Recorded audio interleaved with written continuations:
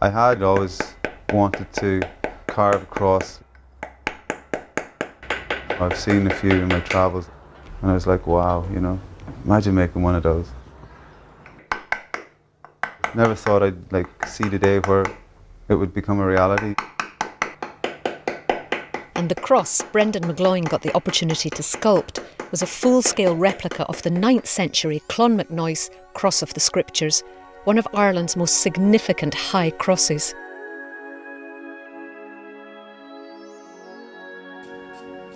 As far as I'm aware, this is the first time anything of this magnitude has been done or attempted, to recreate a 9th century high cross. When completed, it would be shipped to Portland, Oregon, where those who commissioned it, the city's ancient order of Hibernians, would have it as a memorial to all the Irish who lived and died there. Started in 2004, Brendan soon realised the scale of the task. The reality of it struck me when I went to Clonmacnoise. I walked into the centre where they have that cross housed now, and I was going, my God, what have I done? This is huge, this is a lot of work.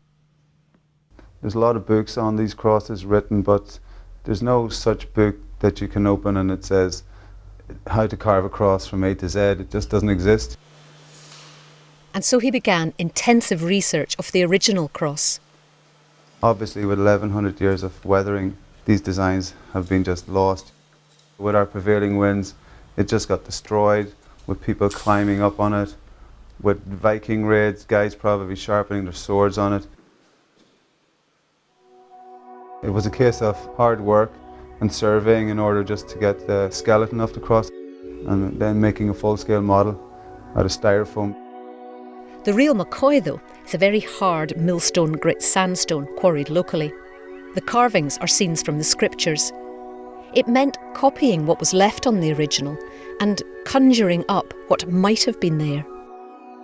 It took a lot of kind of real hard looking, analysing the survey I had taken, the photographic survey, and just spending nights just looking hard and kind of retracing what I could see. Lots of late nights with my pencil and tracing paper and trying to imagine what's there. After the physical labour to shape the 3 parts of the cross, the detailed work begins. The images that are going to be carved in it, they are transferred onto the stone from the original drawings that I've made.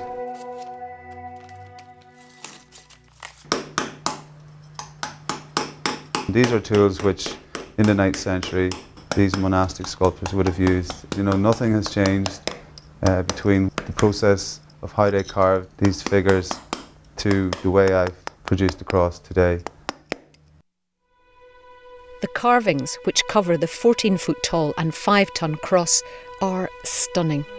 Human figures, animals, real and fictional, Celtic knotwork, text, over 70 panels.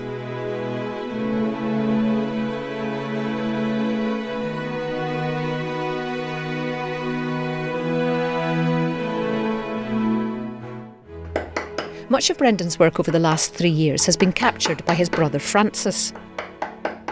From the outset, Brendan and I realised the importance of fully documenting a craftsperson at work, rekindling 1100 years of lost knowledge, and that knowledge is now set on film and set in stone.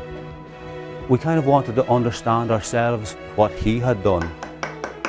For him, the cross will leave him, but the knowledge will stay behind, and he'll be able to draw on that knowledge in the future. The real kind of joy of working on something like this is you get a sense of the process of the makers and the creators in the time and the style that they worked in.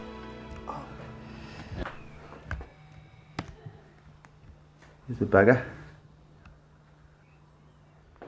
No machines have been used in this process because the brief kind of stated that the cross be carved as authentically as it could be. Everything from my lifting equipment is all manual. Not having the resources for machinery and forklifts, etc., kind of confined me to using these ancient old ways of lifting and moving stone. It seems like it's very hard, but you know, it can crush itself under its own weight. So you got to be very careful at all stages. People say that you've got great patience, but this isn't about patience. It's about endurance. It's about discipline. It's about, you know, the love of the work. So I'll crack on with this now and go for a surf later. When the cross gets to the States, I'll fly over then. I will also have additional carving to do on it when I get there, and you know, just put the final touches to it and put it to rest. I'll feel a great sense of achievement initially and a sense of loss too, you know, because I mean, I'll have handed over something that I spent my last 3 years, you know, totally indulged in, and I'd be very proud, you know, as well, you know, there'll be a lot of emotions.